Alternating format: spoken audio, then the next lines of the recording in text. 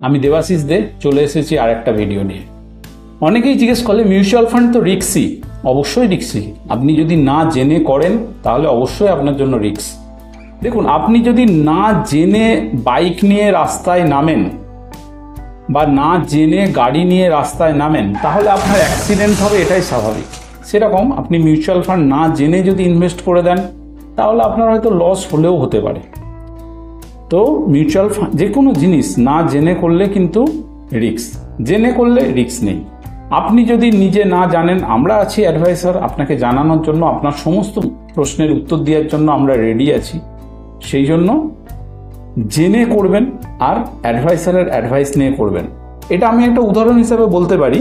গুগলকে যখন জিজ্ঞেস করছি how many bike accidents per day in India, 2022 সালের রিপোর্ট বলছে পার ডে 1264টা রোড অ্যাক্সিডেন্ট হয় এবং প্রতি ঘন্টায় প্রায় 19 জনের মৃত্যু হয় বাইক অ্যাক্সিডেন্ট হয়।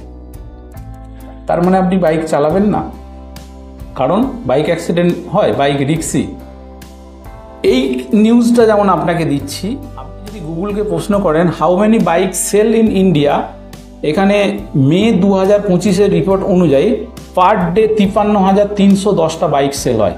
তাহলে এত অ্যাক্সিডেন্ট হচ্ছে, তারপরেও বাইক বিক্রি হচ্ছে কেন? আপনি যদি গাড়ি চালাতে জানেন তাহলে আপনার কোনো রিস্ক নেই। যদি আপনি গাড়ি চালাতে না জানেন, গাড়ি নিয়ে রাস্তায় নামবেন না, আপনার অ্যাক্সিডেন্ট হবে, এটাই স্বাভাবিক। তো মিউচুয়াল ফান্ডে ইনভেস্ট করতে হলে জেনে করুন। আমার নাম্বার দেওয়া আছে, প্রয়োজনে আমাকে ফোন করুন।